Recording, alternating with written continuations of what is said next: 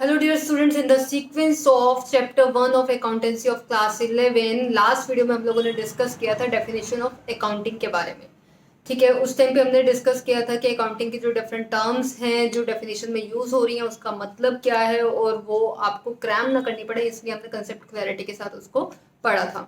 तो आज हम करने जा रहे हैं कैरेक्टरिस्टिक्स ऑफ अकाउंटिंग। कैरेक्टरिस्टिक्स यानी कि फीचर्स। अब आप जनरली बात करते हैं फीचर्स की, यानी कि स्मार्टफोन के फीचर्स। फीचर्स मतलब कि जो स्मार्टफोन में है। ठीक है, ऐसे ही अकाउंटिंग में क्या क्या चीजें हैं वो उसके फीचर्स काउंट हो जाते हैं। तो मैं आपको यहाँ पे ये बताना चाह रही हूँ कि जो आपने डेफिनेशन अभी की है रिसेंटली, वो डेफिनेशन उसी में से आपके फीचर्स निकल आएंगे अकाउंट्स के। देखिए, accounting is an art of recording, classifying and summarising. तो यहाँ पे आपका फर्स्ट फीचर तो हो जाएगा कि रिकॉर्डिंग ऑफ ट्रांजेक्शन्स। ठीक है, और रिकॉर्डिंग कौन से ट्रांजेक्शन्स की होती है यहाँ पर? जो ट्रांजेक्शन्स आपकी फाइनेंशियल कैरेक्टर की होती है, यानी कि जिनको आप मनी टर्म्स में मेजर कर सकते हो। ठीक है, तो first of all recording of financial transaction, that will be your first characteristic. Recording of financial transaction. ठीक है, जो भी ट्रांजेक्शन आपकी आती जाएंगी, यानी कि ट्रांजेक्शन यानी कि जो भी आप लेन देन करते जाओगे आप उसको अकाउंटिंग की फॉर्म में, अकाउंट्स की फॉर्म में रिकॉर्ड करते जाओगे। और कौन सी ट्रांजेक्शन रिकॉर्ड करोगे? जो फाइनेंस की फॉर्म में हो, मतलब जो फाइनेंशियल कैरेक्टर की होंगी। ठीक है, जिसका आपका फाइनेंस से कुछ लेना देना है। उसके बाद जो सेकंड पॉइंट आता है आपके पास रिकॉर्डिंग ऑफ फाइनेंशियल ट्रांजेक्शन के बाद, next one is recording in terms of money. Recording in terms of money. देखिए, जो ट्रांजेक्शन्स आपकी मनी टर्म्स में नहीं है वो आप रिकॉर्ड नहीं कर सकते हो। अब यहाँ पे recording in terms of money का क्या मतलब है कि जो आपके ट्रांजेक्शन्स मनी टर्म्स में है, यानी कि जिसको आप मनी में कैलकुलेट कर सकते हो, मनी फॉर्म में कैलकुलेट कर सकते हो। कैसे? जैसे मान लीजिए आपने 10 चेयर्स और 5 टेबल्स परचेज किए हैं अपनी बिजनेस फर्म के लिए। अगर मैं आपको सिर्फ इतना बता दूं कि मैंने 5 चेयर्स और 10 टेबल्स या फिर 10 चेयर्स और 5 टेबल्स परचेज किए हैं, बट मैं आपको उसकी मनी वैल्यू ना बताऊं, क्या आप रिकॉर्ड कर पाओगे? जी नहीं। आप सिर्फ तभी रिकॉर्ड कर पाओगे अगर मैंने आपको बताया है कि वो 10 चेयर्स और 5 टेबल्स कितने की आई हैं, यानी कि उनकी वैल्यू कितनी है। ठीक है, अगर वो मनी टर्म्स में है तो आप रिकॉर्ड करेंगे, नहीं है तो नहीं रिकॉर्ड करेंगे। ठीक है, that was our second characteristics of accounting. ठीक है, थर्ड वन पे चलते हैं। Third one is about classifying. ठीक है, रिकॉर्डिंग के बाद अब हमारे पास आता है क्लासिफाई करना। अब क्लासिफाइंग का यहाँ पे क्या मतलब है? क्लासिफाइंग आप किसको करते हो? जो आपने ट्रांजेक्शन्स ऑलरेडी रिकॉर्ड की है। ठीक है, जो ट्रांजेक्शन्स आप ऑलरेडी रिकॉर्ड कर चुके हो, यानी कि वो रिकॉर्ड की गई थी आपकी फर्स्ट बुक में। फर्स्ट बुक जिसका नाम था जर्नल। ठीक है, हमने डेफिनेशन के टाइम भी वो डिस्कस किया कि फर्स्ट बुक, हमारी बुक्स ऑफ ओरिजिनल एंट्री भी बोलते हैं हम उसको, वो आपकी रहती है जर्नल। ठीक है, और वही वाली ट्रांजेक्शन्स जो आपने उसमें इकट्ठी लिखी हैं, अब आप उसको क्लासिफाई करते हो। क्लासिफाई यानी कि कैटेगराइजेशन करते हो, कैटेगरीज में उसको डिवाइड कर देते हो। कैसे डिवाइड करते हो आप कैटेगरीज में?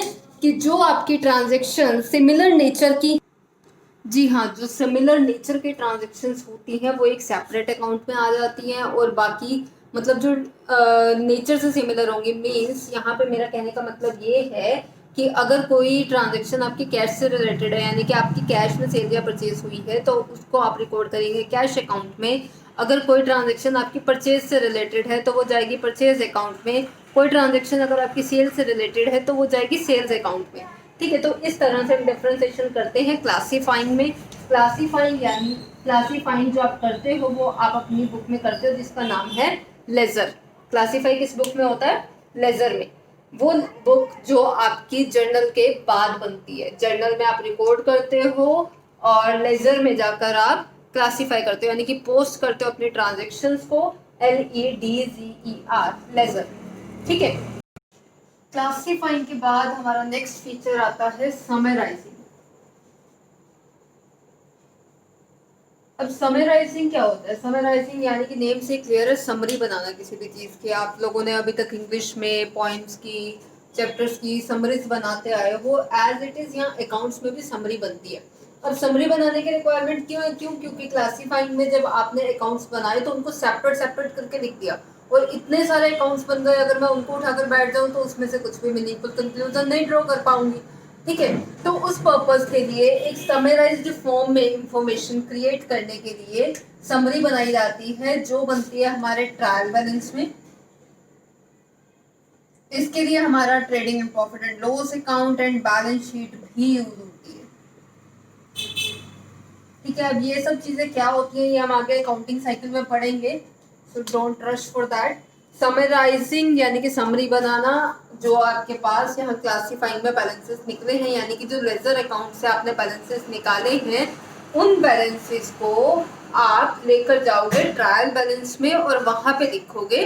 ठीक है, सिर्फ और सिर्फ बैलेंसेस को लिखा जाएगा उसमें, ठीक, ताकि वो एक समराइज फॉर्म में निकल कर आ सके। ठीक है, उसके बाद जो हमारा नेक्स्ट फीचर है, interpreting the result thereof, interpreting the results thereof. ठीक है, अब जो इंटरप्रेटिंग द रिजल्ट्स की जब मैं बात कर रही हूँ, तो रिजल्ट्स इंटरप्रेट करना यानी कि जो आपने अकाउंट्स बनाए हैं अभी तक, जर्नल में, लेजर में, ट्रायल बैलेंस या फिर trading and profit and loss account और बैलेंस शीट आप बना रहे हो, तो उनसे कुछ इंटरप्रेट करके निकालना, यानी कि उनको एनालाइज करना और एक मीनिंगफुल कंक्लूजन विड्रॉ करना, जिसके बेसिस पे आप डिसीजंस ले पाओ अपने आगे के लिए, अपने फ्यूचर के लिए, बिजनेस फर्म के फ्यूचर के लिए।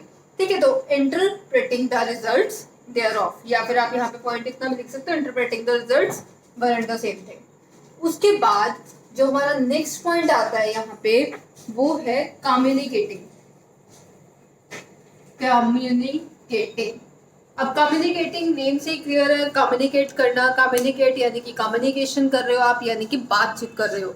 बट यहाँ पे कम्युनिकेट करने का मतलब ये है कि जो बिजनेस फर्म है उसने अपने अकाउंट्स तो बना लिए, उसको इंटरप्रेट भी कर लिया, अब उसने जो उसकी यूजर पार्टीज हैं, यानी कि जो उसके साथ इंटरेस्टेड पार्टीज हैं, उनको कम्युनिकेट करना उन रिजल्ट्स के बारे में। ठीक है, तो अभी यहाँ पे बहुत तरह के यूजर्स जो हैं बिजनेस फर्म के होते हैं, लाइक पब्लिक होती है। पब्लिक अब एम्प्लॉयमेंट की सीख करेगी, तो एम्प्लॉयमेंट के लिए वो चेकआउट करेगी कि कौन सी बिजनेस फर्म कितनी वैकेंसीज निकाल रही है या सैलरी बार क्या रख रही है, वो सब चीज़ें रहेंगी। ठीक है, ऐसे ही जो इन्वेस्टर्स होते हैं, इन्वेस्टर्स को कंपनीज के फाइनेंशियल पोजीशन में इंटरेस्ट होता है, तो वो उससे रिलेटेड इंफॉर्मेशन चाहेंगे। जो आपके एम्प्लॉयज हैं वो आपके प्रॉफिट्स में इंटरेस्ट रखते हैं, तो वो उससे रिलेटेड इंफॉर्मेशन चाहेंगे। प्रॉफिट्स में इसलिए इंटरेस्ट रखते हैं क्योंकि उन्होंने अपनी सैलरी की डिमांड करनी होती है कि अगर हमारा प्रॉफिट्स इंक्रीज हो रहा है तो हमारी वजह से हो रहा है। ठीक है, एम्प्लॉयज तो यही बोलेंगे, तो क्योंकि वर्क वो कर रहे हैं तो वो लोग बोनस की या फिर इंक्रीज इन सैलरी की डिमांड रख सकें। ठीक है, तो जो अल्टीमेटली अकाउंट्स की जो मैं बात कर रही हूँ, अकाउंट्स के जो फीचर्स की बात कर रही हूँ, उसमें क्या आ जाता है कि हम रिकॉर्ड करते हैं इसमें फाइनेंशियल ट्रांजैक्शंस को, और वही ट्रांजैक्शंस रिकॉर्ड की जा सकती हैं जो मनी टर्म्स में होती हैं। हम उसके बाद उसे क्लासिफाई करते हैं लेजर अकाउंट्स के थ्रू, फिर समराइज किया जाता है। समरी निकालने के लिए हम trial balance, trading and profit and loss account और बैलेंस शीट का यूज करते हैं। ये आगे इसके आप अकाउंटिंग ट्रीटमेंट सीखोगे। ठीक है, तो स्ट्रेस लेने की जरूरत नहीं है इस चीज के लिए। उसके बाद आता है आपके पास इंटरप्रेटिंग द रिजल्ट्स, यानी कि जब आप सारे अकाउंट्स बना चुके हो, आप उससे एक रिजल्ट निकाल रहे हो कि आपको प्रॉफिट हो रहा है या लॉस हो रहा है, या फिर आगे के लिए आपने किस तरह के डिसीजंस लेने हैं। ठीक है, वो डिपेंड करेगा। उसके बाद आता है कम्युनिकेट करना। कम्युनिकेट यानी कि बताना, जो भी आपसे पार्टीज इंटरेस्टेड हैं, बैंकर्स हैं, इन्वेस्टर्स हैं, पब्लिक है, कस्टमर्स हैं, एम्प्लॉयज हैं, तो उन तक इंफॉर्मेशन पहुंचाना, मैनेजमेंट तक इंफॉर्मेशन पहुंचाना। ठीक है, तो वो काम करता है अकाउंट्स। अगर आपका अकाउंट्स आपने नहीं बनाया है, अकाउंटिंग नहीं की है, तो फाइनेंशियल पोजीशन के बारे में जानना, प्रॉफिट एंड लॉस अकाउंट के बारे में जानना, या फिर फ्यूचर के लिए डिसीजन लेना बहुत ज्यादा डिफिकल्ट हो जाएगा। ठीक है, तो ये तो थे आपके फीचर। इसमें एक और फीचर हम ऐड करते हैं, जनरली बुक्स में आपको मिलेगा भी, accounting is an art as well as science. देखिए यहाँ पे बोल रहे हैं कि अकाउंटिंग जो है वो आर्ट है और साइंस भी है। अब आर्ट कैसे है? आर्ट आपकी वो चीज होती है जो आप करते हो प्री डिटरमाइंड ऑब्जेक्टिव्स को अचीव करने के लिए, यानी कि जो ऑब्जेक्टिव्स आपका मतलब पर्पस पहले से डिफाइंड है कि आपने ये गोल अचीव करना, और उसको करने का जो वे आउट आप यूज करते हो, जो तरीका आप यूज करते हो, हम उसको बोलते हैं आर्ट। ठीक है, तो ऐसे ही कोई भी आर्ट अगर की जा रही है तो इसीलिए की जा रही है, और अकाउंट्स भी एज इट इज अप्लाई होता है, यानी कि आप अगर अकाउंट्स बना रहे हैं तो आपका एक पर्टिकुलर ऑब्जेक्टिव है कि आप अकाउंट्स क्यों बना रहे हैं, अपना प्रॉफिट एंड लॉस निकालने के लिए, अपनी फाइनेंशियल पोजीशन जज करने के लिए, ठीक है। तो कोई भी ऑब्जेक्टिव आपका हो सकता है। तो जो अकाउंटिंग है उसका भी एक प्री डिटरमाइंड ऑब्जेक्टिव है और आर्ट का भी एक प्री डिटरमाइंड यानी कि पहले से डिसाइड किया हुआ पर्पस होता है कि वो काम किस लिए किया जा रहा है। इसीलिए हम अकाउंटिंग को भी आर्ट भी बोलते हैं, ठीक है। उसके बाद आती है बारी अकाउंटिंग इज साइंस, ठीक है। अकाउंट्स ऑफ साइंस कैसे है? साइंस क्या है? Science is a body of systematic knowledge, ठीक है, कि एक सिस्टमेटिक नॉलेज है जो एक्सपेरिमेंट्स के बेस पे गेन की गई है, जो एक स्पेसिफाइड प्रिंसिपल्स पे बेस्ड है और उसके बेसिस पे ही जो डिफरेंट एक्सपेरिमेंट्स हैं वो किए जाते हैं और कुछ कंक्लूजन्स निकाले जाते हैं। और बहुत से एक्सपेरिमेंट्स हैं जैसे universal truth, as a universal truth हम उसको बोलते हैं। देखिए जैसे ग्रेविटेशनल फोर्स की मैं बात करती हूँ, ठीक है। ग्रेविटेशनल फोर्स यानी कि आपका गुरुत्वाकर्षण बल, ठीक है, वो आपने पढ़ा था कि एप्पल ऊपर जाएगा तो वो नीचे भी आएगा, तो वो यूनिवर्सल ट्रुथ है कि ऐसा होगा ही होगा, ठीक है। तो ऐसे ही जो साइंस है, मैं बोल रही हूँ कि कुछ स्पेसिफाइड प्रिंसिपल्स पे बेस्ड है, ऐसे ही हमारा जो अकाउंट्स है वो भी स्पेसिफाइड प्रिंसिपल्स पे बेस्ड है। कुछ प्रिंसिपल्स, कुछ कंसेप्ट्स दिए गए हैं, कुछ अकाउंटिंग स्टैंडर्ड्स दिए गए हैं अकाउंटिंग एसोसिएशन इंस्टीट्यूट्स की तरफ से, जिस पे बेस्ड होकर हम अकाउंट्स अपने प्रिपेयर करते हैं, ठीक है। अब जो भी फॉर्मेट्स उसमें दिए गए हैं उसी के बेसिस पे आपको अकाउंट्स बनाने होते हैं। जो आपकी ट्रांजेक्शन्स हैं आप उसी के बेसिस पे रिकॉर्ड करते हो, उसी के बेसिस पे उसी फॉर्मेट में आप क्लासीफाई करते हो जो आपके गिवन है एज पर अकाउंटिंग स्टैंडर्ड्स, ठीक है। तो यहाँ पे हम इसलिए अकाउंट को art as well as science भी बोल सकते हैं। तो ये थे आपके फीचर्स अकाउंट्स के, अकाउंटिंग के, ठीक है। तो ये फीचर्स आप अच्छे से स्टडी कर लीजिएगा। उसके बाद हम नेक्स्ट टॉपिक में डिस्कस करते हैं अकाउंटिंग साइकिल के बारे में। तब तक देखते रहिए। All the very best. Thank you.